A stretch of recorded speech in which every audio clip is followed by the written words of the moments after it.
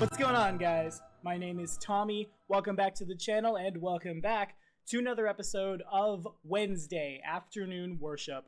Today, at the request of Lord of Death Gaming, we'll be talking about the Imperial Lord ARSHAE, whose lore appears in Chronicle of the Righteous and whose stats appear in Bestiary 6. Before we begin, this episode of Wednesday Afternoon Worship was brought to you in part by the last of our new wave of patrons at the $1 tier before we get to the regular loop of patrons who are at the level where they get the regular shout out, Mateusz Sliwinski. Mateusz, thank you so much for your time and support. I truly hope I've pronounced your name correctly. And hey, check your inbox on Patreon. You've got a link to our Discord. Now let's dive in. Okay, so most of the time this would be the part of the video where I say that this god is a lot like the Greek god of whatever.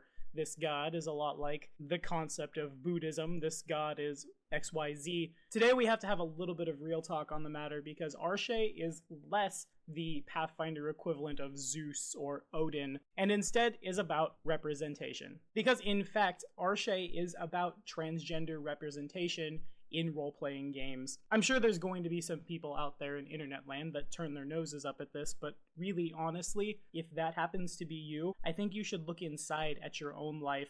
Because really, we've talked about gods that require us to rip out entrails and eyeballs and make horrendous trophies for birds to eat. We've talked about signing your soul literally away to the devil. And I'm sure there's a lot of people out there to whom ARSHAE is extremely important. To take this even a step farther, there are iconics in Pathfinder's universe, there are races in Pathfinder's universe that don't have a concrete gender identity, and Paizo themselves, to directly quote them, value and are proud of the many and varied perspectives that their employees, contributors, and community provide. So they said in a blog they released on March 31st, International Transgender Day of Visibility. I personally think it's amazing that transgender individuals can have a representation in this game we love so much, because really, is that not what it's about? To have something to latch on to have something to enjoy for a couple hours a day. Quick show of hands, guys. I know we can't see each other, so nobody will judge anybody, but who fit in high school? Yeah, that's what I thought. Everybody out there from every single perspective, every single walk of life deserves representation, deserves to be put in the limelight in a positive way, and that's a purpose that ARSHAE helps to fulfill. So real quick, before we dive into the lore and stuff, kudos, Paizo.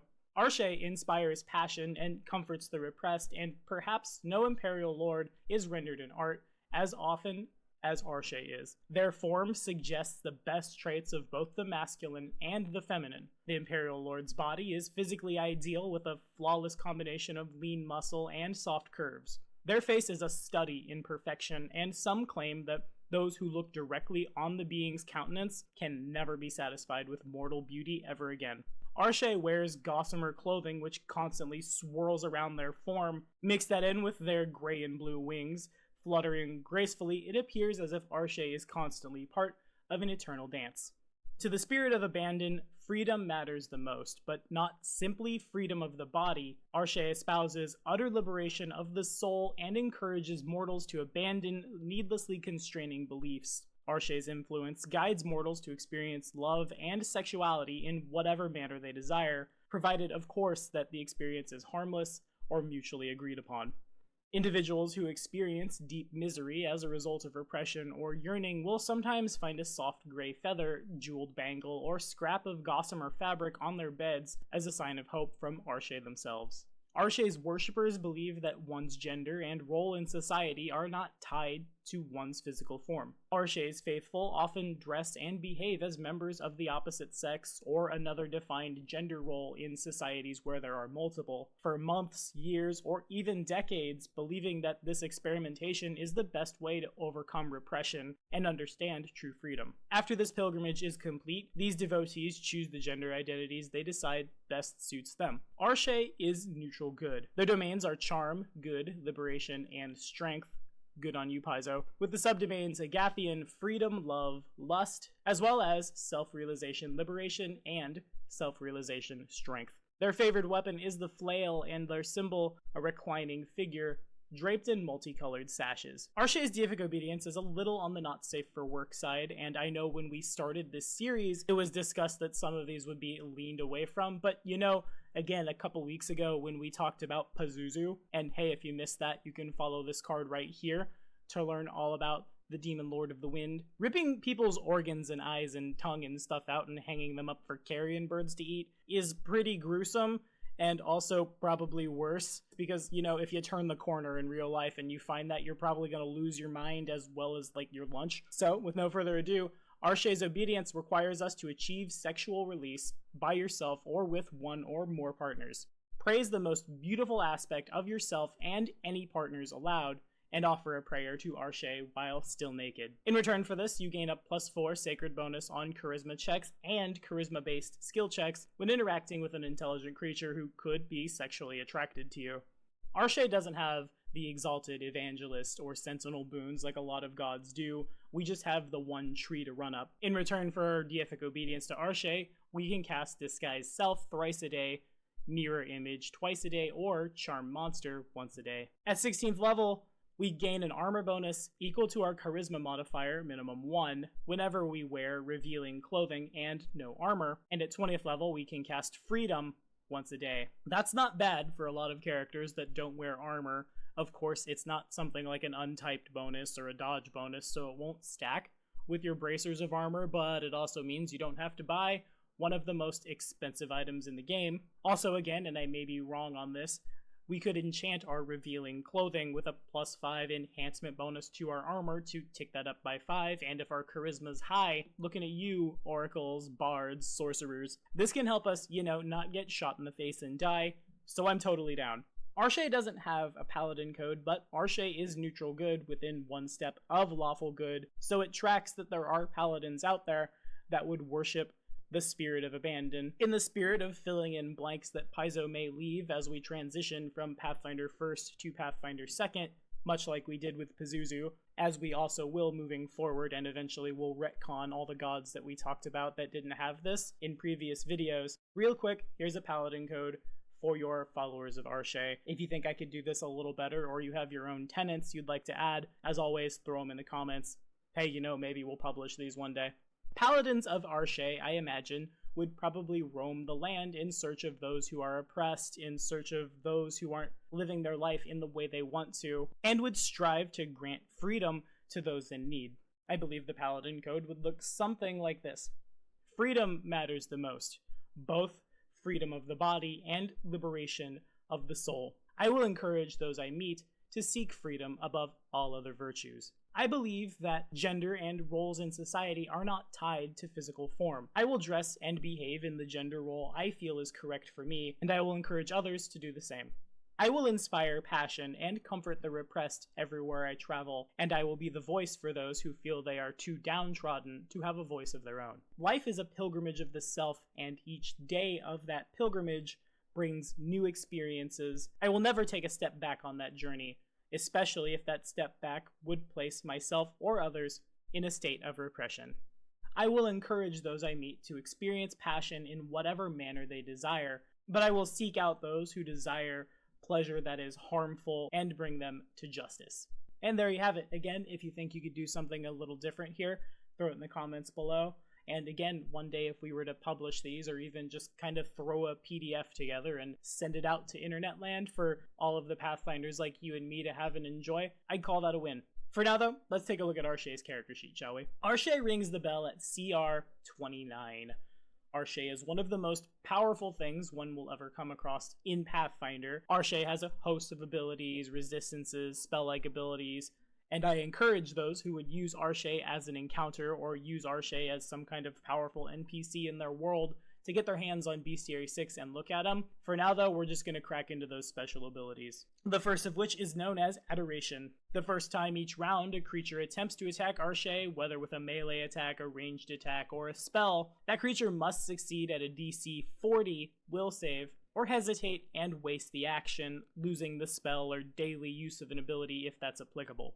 If ARSHAE attacked that creature in the last round, the creature automatically succeeds at this save. Evil creatures get a +10 bonus on the save, so it's a DC 30. This is a mind-affecting emotion effect, which is charisma-based. In other words, unless you have a super high will save, don't attack ARSHAE unless you're okay with losing your first attack in the full attack action. The next ability is known as Endless Dance. ARSHAE adds their charisma bonus to all damage rolls with weapon attacks, which is already calculated in their statistics above, as if ARSHAE really needed that with ARSHAE's 40 strength, but okay, yeah, sure, I love it. The next ability is known as Flawless Form.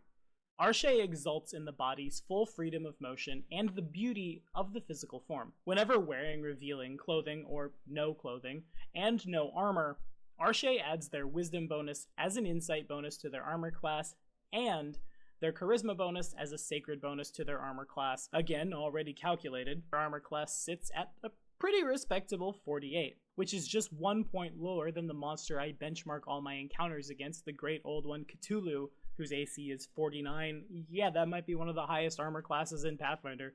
ARSHAE'S next ability is called Freedom's Call. ARSHAE is immune to any effects that abrogate freedom, as if constantly under the effects of freedom. Freedom being a 9th level spell, which gives you immunity from blinding, entangle, grappling, imprisonment, maze, paralysis, petrification, pinning, sleep, slow, stunning, temporal stasis, and web, which we see now is one of the most powerful spells in the game, and Worship of ARSHAE, taking ARSHAE's Deific Obedience, grants us that ability. Yeah, sign me up. With the Fulfillment supernatural ability, ARSHAE instantly receives the full results of Detect Anxieties, Detect Desires, and Detect Thoughts on the first round of examining a creature, so no waiting that 3 rounds to get it all. In addition to the creature's current desires, ARSHAE's Detect Desires reveals the creature's deepest underlying desires, those that would bring it true fulfillment if granted. If the creature's deepest desires are wicked or perverse in nature, ARSHAE also learns the creature's deepest non-harmful desire, if any, and whether or not its fulfillment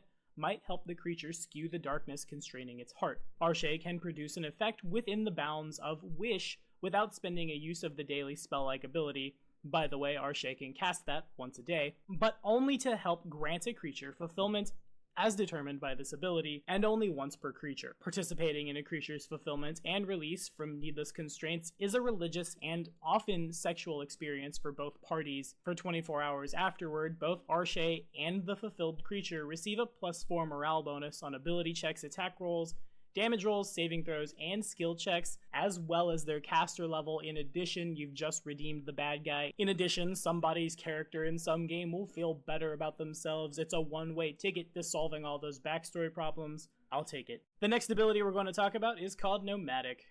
Unlike most of the Imperial Lords, ARSHAE doesn't keep a static realm. Instead, ARSHAE is nomadic, traveling the wilds of Nirvana as they see fit. As a swift action, once a day, ARSHAE can designate a region on Nirvana to serve as their territory. This region, of course, can't include any area that is currently claimed by another Imperial Lord or true deity as part of their planar realm. The area of the territory can vary, but it never extends more than 100 miles from the point ARSHAE selects as the center. The next time ARSHAE uses this ability to generate a planar territory, it can't overlap any region that served them as a planar territory within the previous 24 hours. Within this territory, ARSHAE enjoys the full benefits of an Imperial realm, including the ability to use mythic spell-like abilities and their mythic power abilities. ARSHAE's got a primal aura that extends out to 30 feet, and creatures within ARSHAE's primal aura must succeed at a DC 40 will save to avoid being overwhelmed with euphoria. On a successful save, the creature takes a -2 penalty on saving throws against emotion-based effects while remaining within ARSHAE's primal aura, but is immune to further effects from this aura for 24 hours. On a failed save, the creature becomes dazed for a round from overwhelming sensations in addition to that -2 penalty. This is a mind-affecting emotion effect with a charisma-based DC. ARSHAE's final ability is known as Unlimited Abandon. All of ARSHAE's mind-affecting spells, spell-like abilities, supernatural abilities, and extraordinary abilities affect all creatures, regardless of whether or not those creatures are immune to charms, compulsions, emotion effects, or mind-affecting effects. All the undead, all the constructs, all the oozes, we've got them. A mythic or deific creature with such an immunity still loses its immunity, but gets a +4 bonus on its saving throws against these effects, and can roll twice and choose the better result.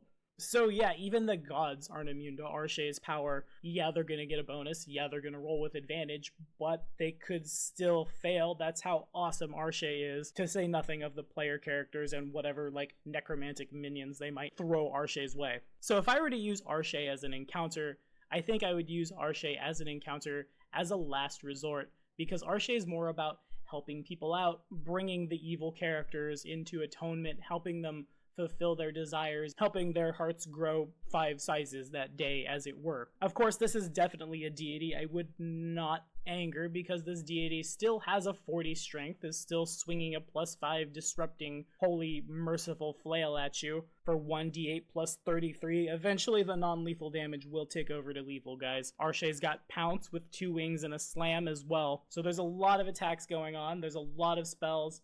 Again, I said we wouldn't really talk about him in detail, but I guess we kind of just did. The point is, ARSHAE can definitely wreck a party, despite the fact that most of the time ARSHAE probably doesn't want to, unless you're going to harm someone who's seeking freedom, or gods forbid, you repress someone out in the multiverse and ARSHAE hears of it. The same is probably true for ARSHAE's clerics and paladins and stuff out in the world. I imagine that temples to ARSHAE, the studios, the burlesque parlors, and dance halls often have rooms in the back for wayward souls who might have done something along the lines of escaped an orphanage, escaped an oppressive parent, perhaps an abusive relationship, so they can crash, sleep it off, and figure out who exactly it is that they are. ARSHAE is all about helping people in every aspect of attaining freedom of the body and freedom of the soul, both in gender roles, in sexual situations, and even just, again, escaping a situation that's bad for you. And really, I can definitely sign off on that. What do you guys think about ARSHAE?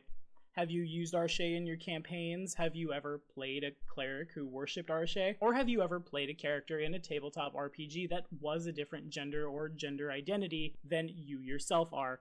Personally, I've played plenty of female characters, both as a GM and as a player, and in Starfinder, if we ever get back to it over at the Inn of Planar Crossroads, I'm playing a gender-neutral android who might want to convert the party to Nyarlathotep worship or sacrifice them in their sleep, but that's neither here nor there. Don't forget, guys, our Doomsday Dawn giveaway is still live right now. We are just under the $100 a month mark on Patreon. If we can get to around $150 a month between here and the 2nd of July, I'll run you through the Doomsday Dawn adventure for Pathfinder 2nd Edition. If you want to learn more about that giveaway, follow this card right here. And as of today, our next giveaway has been announced because our subscribers have doubled. For all you First Edition fans out there, we're sending Pathfinder First Edition off in style with a tournament. Follow this card right here to learn more about that giveaway. And as always, our Patreon link is in the description. Thank you guys so much for watching. Be sure to like and subscribe for more videos. The next episode of Wednesday Afternoon Worship, where we go back to the realm of the core deities and talk about the god of magic himself, Nethys, drops next Wednesday.